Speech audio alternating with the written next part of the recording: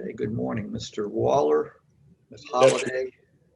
We're ready to go when you are, Mr. Waller. Thank you, Your Honor. May it please the court, Roland Waller, I'm the attorney for Mary St. Germain. I'd like to reserve 5 minutes of my time for rebuttal. All right. There are three bases upon which to reverse the trial court's final judgment of foreclosure in this action. The first and the primary one is the failure of the plaintiff, in this case, which was U.S. Bank, who is the trustee of a securitized trust, their failure to prove the agency of Wells Fargo to lay a foundation for Wells Fargo to testify.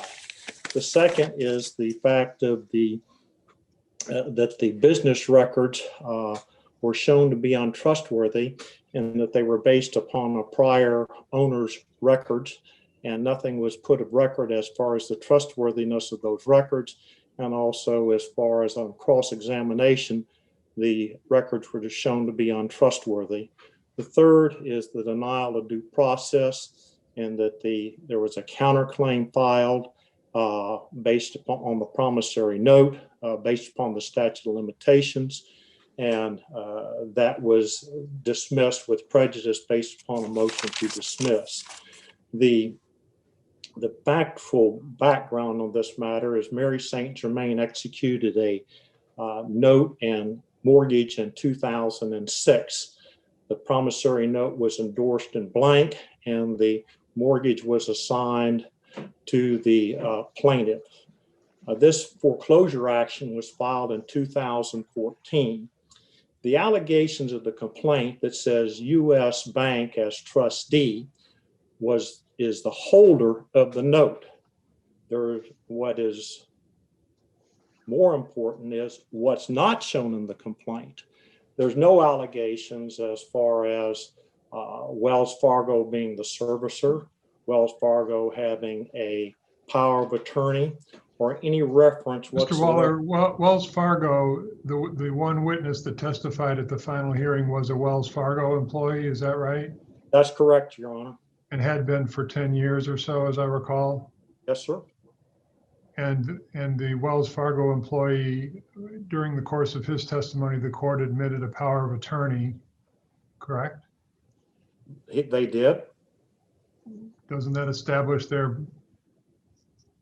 right to appear as the servicer in the litigation? Well, they first must establish a foundation that Wells Fargo was the agency. There's nothing, they didn't allege it. We objected to it. And under FAN, that's their obligation to first establish standing, which is the holder of the note. U.S. Bank's the one that brought the action. Wells Fargo is a complete stranger to it. And so there was. That was the whole purpose for the Wells Fargo employees in testimony, was it not, to establish the relationship between Wells Fargo and U.S. Bank? Well, you're absolutely, but you can't establish an agency by the agent testifying to it. You had to have U.S. Bank establish the agency. So they're trying to testify through the business record. But if they have a written power of attorney that's admitted into evidence as a business record, isn't that sufficient? No, Your Honor, not until such time as they showed there's no agency. Who is Wells Fargo in this case? They didn't allege Wells Fargo was an agent. They said U.S. Bank is the holder of the note. Nothing in there about Wells Fargo anywhere, well, as far as the allegations are concerned. So under agency, the principal must establish the agent before the agent's able to testify. So until such time as that agency is established, they can't testify as to the facts, because who are they? They have to establish the foundation. That's they have to establish that foundation. So under agency law, when you read FAN, the case of FAN, it sets forth the roadmap. It said that, look, if they would have objected to the agent testifying at the very beginning, whenever he said, well, I'm the servicer for you know, that was the scintilla of evidence to establish the agency. Well, I read Fan before the trial, and I objected to it before as far as raising the issue of agency, and I objected at trial. As soon as he testified, I'm so-and-so, and then he tried to say, well, I'm the agent, you know, the servicer. Well, no, you have FAM stands for the proposition that the servicer can be the agent. FAN stands for, no, if you, FAN, the address two issues as far as standing, number one, and secondly, as far as the agency issue. And they talked about how you must establish standing and agency. In this case, they didn't ever establish agency. They have to, in order to establish agency, you have to have the principal establish the agency. In this case, you don't have any testimony whatsoever from the principal, which is U.S. Bank. So now what you have is the agent, who is the one who is trying to show how they are through their own testimony, that they're the agent for U.S. Bank, and therefore can testify. And so they can't testify as to their records until they're not one never admitted into evidence. You know, that until you get so you can't bootstrap your way into agency. You have to have the principal establish the agency relationship. Well, in FAM, it was the agent that testified. That's correct. Right. That's correct. When you read the decision, the only reason why, well, I won't say it, the court who wrote the opinion said that just because, you know, that they didn't object to the agent testifying, and they said, but for that, you know, that was sufficient evidence because there wasn't anything else. In this case, that's the defining difference. In this case, we did object to the agent. In FAM, you didn't have a power of attorney either. You had the Wells Fargo employee testifying as the agent, and the court accepting that. And here you have the same lineup, only you do have an objection, but you have the court admitting a power of attorney, which establishes what the agent is trying to establish, that there is an agency. Well, that Wells Fargo does have the power to act on behalf of the principal. But you have the agent trying to establish the agency of the principal. You don't have exactly what happened in FAM. No, Your Honor. In FAM, they allowed the agent testified that they were the servicer for the. Let me read you page. I'm going to read you page 5 of 11 from FAM. What is Wells Fargo's role with the plaintiff Deutsche Bank? Answer: we are the servicer. Plaintiff: would you be considered an agent of the plaintiff? Witness: yeah. Mrs. Cavalry: yes. What's the difference? I objected to all of that. That's the big difference. There was no objection in FAM.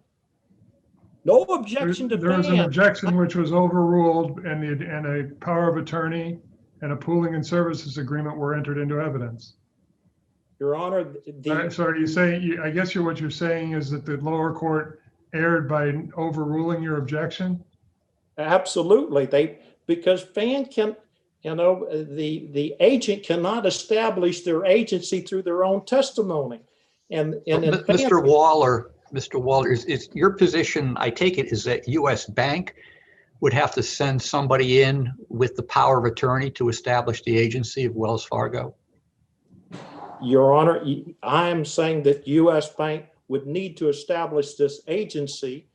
They needed to do that before trial. Yes, U.S. Bank, they didn't plead it properly. If you also look at the statute, which they admitted in the prior allegation, the statute specifically states that if you're going to bring this action on behalf of someone, you need to set forth that. So I cited that the statute right in my brief. They didn't ever, you know, and Wells Fargo admitted that they were bringing this in behalf of U.S. Bank, but those allegations were never made. I objected also, as far as it being outside the scope of the pleadings, that Wells Fargo, there was no agency ever alleged, which was required under the statute. So then, you know, but in answer to your question, Your Honor, the principal must establish the agency either through the power of attorney or through a pooling and servicing agreement, or more appropriately, I think that there was a defect in the pleadings whenever they started with this.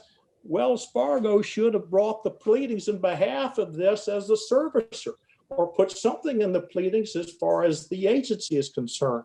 There's nothing in there that says, identifies Wells Fargo and the allegations that they're anything to this action. And so they can't very well then call a witness, Wells Fargo call someone and say, well, hi, I'm Mr. Day, and Wells Fargo is the servicer. Well, no, we don't have anything in the record of that, and that was objected to right out of the block. Under FAM, doesn't that go more to standing? The question is standing on that prong. No, Your Honor. There's two things, and it's cited right in my brief. And there's two things that you have to have in a foreclosure action. You have to have standing, and you have to prove it. You have to prove standing and agency. In this case, they didn't prove agency, but that's set forth right in FAN as far as that's concerned. So they've called someone to call to try and prove their case who is not even identified as far as anything in the pleadings as far as that's concerned. And then they wanted to try and say through their testimony, which was objected to, well, I'm the agent. Well, you can't be self-anointed. You have to have the principal appoint the agent or have the evidence to do that. And then doesn't proving the agency relationship go to standing under FAM? Not as to whether this witness should have been admitted. Your Honor, according to FAM, they said there was two essential matters that must be proved in a foreclosure action. One is standing and one is agency. And so I believe that if you're the holder of the promissory note, that you have standing to bring the cause of action. That's Hornbook law. So they go on to talk about, well, once you prove the agent, well, then you can show that you have constructed possession of the promissory note, which then proves standing. But you've got to get to the point where you got to prove the agency.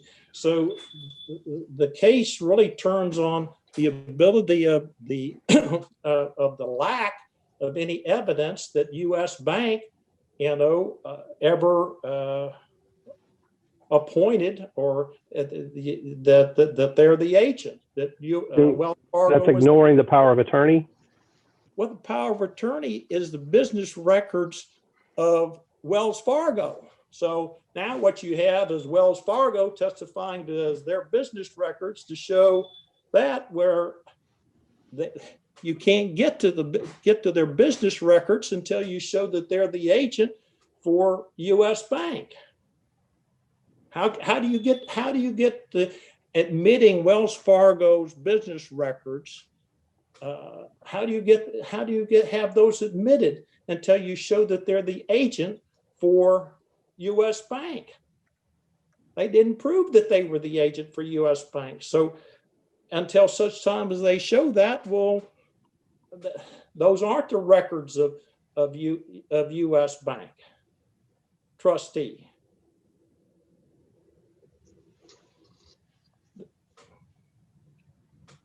So when the Wells Fargo employee testifies and introduces a power of attorney from their business records, which indicates that Wells Fargo is appointed as the servicer, you're saying that that's to be disregarded by the court?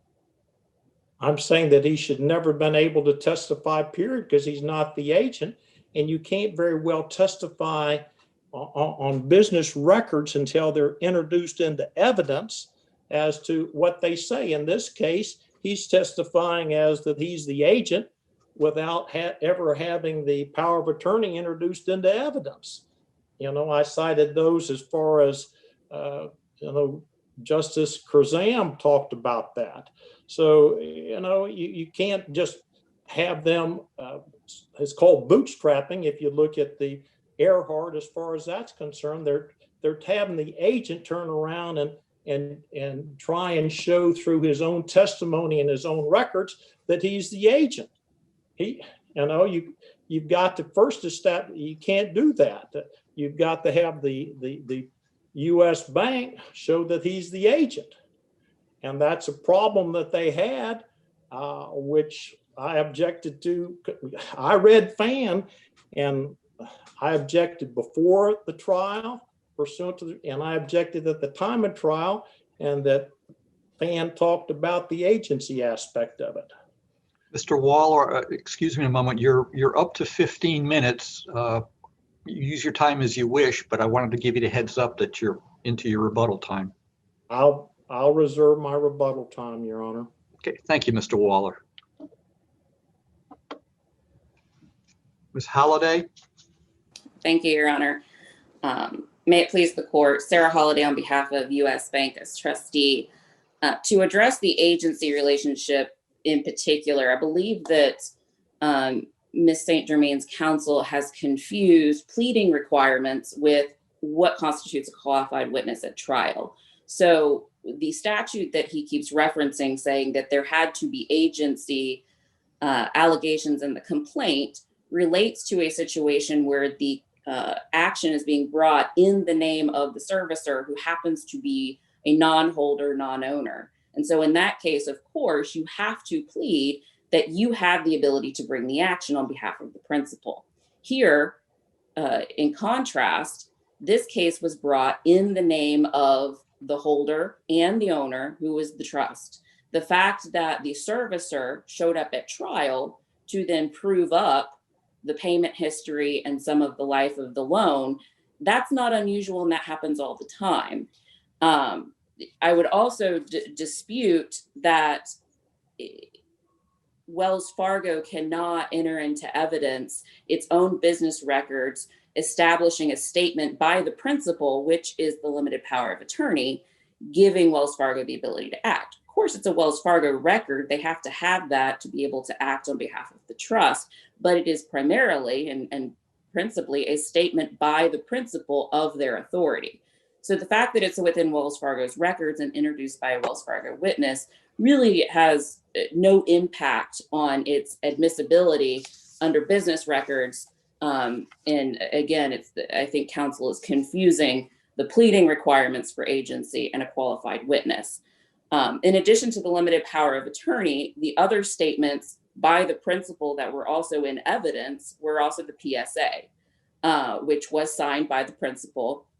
I know that there was a reference in counsel's initial brief that it was not a signed PSA. It is actually signed at page 199 of the record. It's an electronic signature. So those are also statements of the principal, albeit located within the servicer's records, and that's completely appropriate. So we have proven agency through those records, not just by the statements of Wells Fargo. What is the distinction between FAN and some of the other cases that were cited by the appellant is that in FAN, the problem in that case is that the only thing that they had was the testimony. There were no other documents. FAN does not stand for the proposition that the servicer couldn't bring its own documents to establish agency. FAN only says the only thing in that case was the testimony of the agent. So that is, as related to agency. That actually wasn't a problem in FAN since it wasn't objected to. It was pointed out, but it was not a problem. Correct. Yes. And here, because there was an objection and it was fully cured and anticipated to be cured through the limited power of attorney and PSA, the statements made in FAN as to a potential problem are not a potential problem even in this case. Briefly moving on to some of the other issues in the case, although they weren't addressed in the preliminary statements of counsel. The second issue on appeal, the payment history, we do believe it was properly introduced as a business record under the Jackson case, which is the recent Florida Supreme Court case establishing what a qualified witness needs to introduce to lay a foundation. This witness adequately set forth all of the business record requirements. He, through the course of the trial, actually established extensive familiarity with how the payment history is created and kept.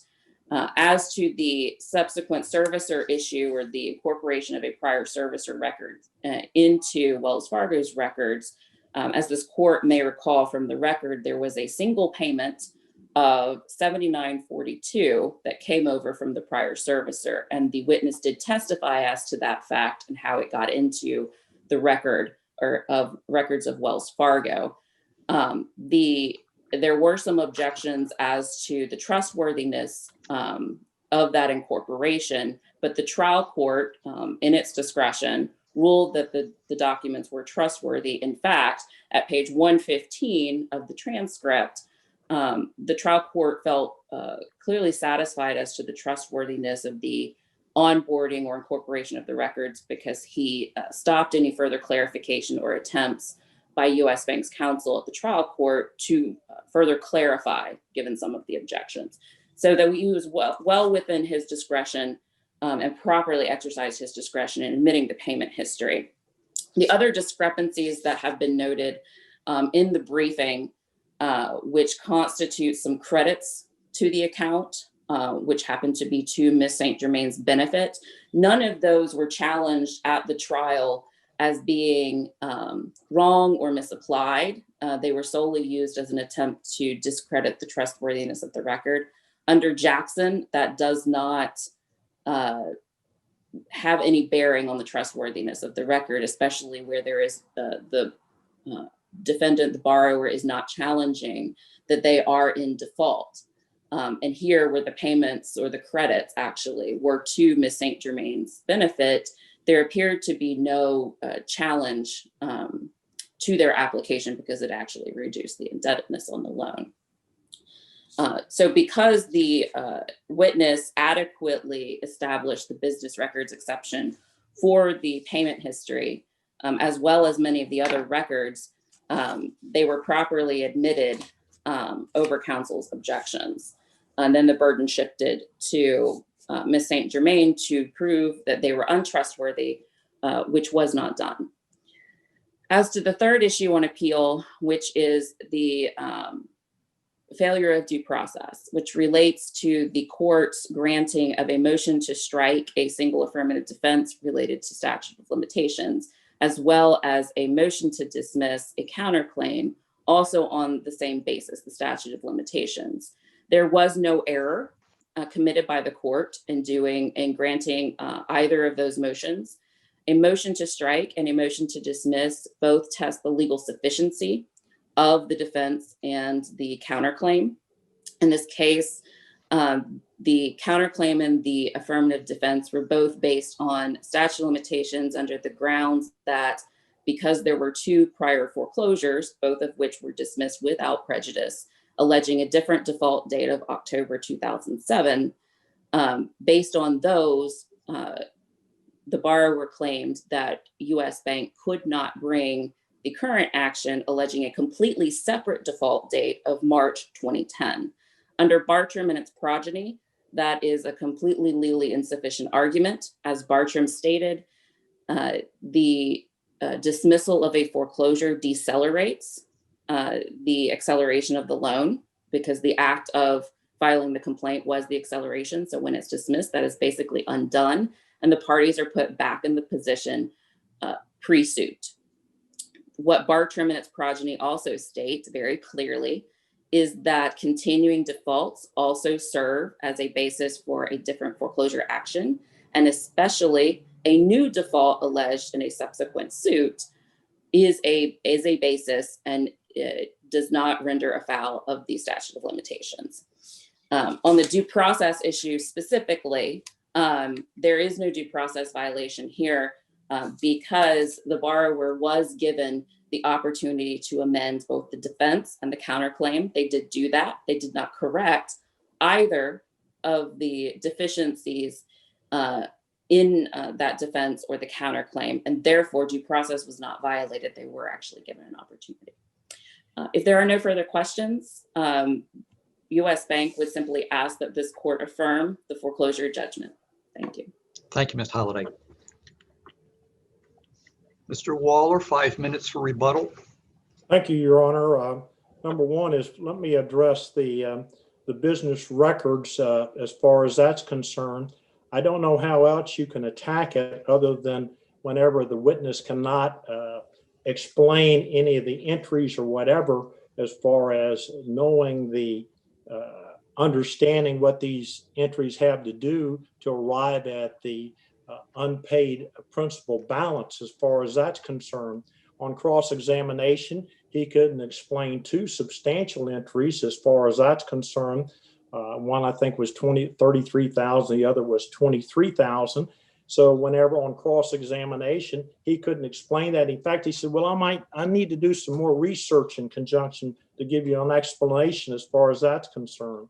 Also, as far as they sent out default letters, he testified that was based upon the payment record. The amount to reinstate the mortgage was a substantial amount in one default letter. A subsequent one with no payments being made was substantially less. He couldn't give an explanation as far as that's concerned. Counsel says, well, you know, it's only one payment, but that's not the basis as the trustworthiness of the records is. So if it's just one payment, does that mean you don't have to prove up the prior servicer's records as being trustworthy? Or, you know, could you have two, or you got the law school exam? That's not what the law is that they needed to show that. They didn't, the testimony of the witness was, well, there's a letter in the file that there was only one, but that letter wasn't even offered into evidence and nothing was stated as far as the prior services. So the other issue as far as the counterclaim, I don't know that it would have been reversible as far as the affirmative defenses and to the foreclosure action, but the counterclaim is based upon the promissory note. If you look at the four corners of that complaint, don't go outside the complaint as far as a statute of limitations issue, as far as the promissory note is concerned, all the elements are there. And so the argument as to why it was dismissed is based upon Bertram, which is a mortgage foreclosure action. And so she cited what the law was. But this is an action based upon the promissory note, not on the mortgage as far as that's concerned. I think the primary issue in this case, in which is that they haven't ever established how a foundation was laid as far as the agency is concerned. That wasn't addressed other than through basically their position is the agency was established by the agent itself rather than by the principal.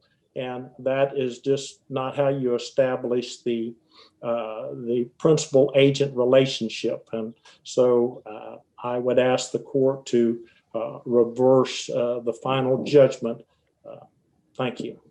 Thank you, Mr. Waller. Thank you both.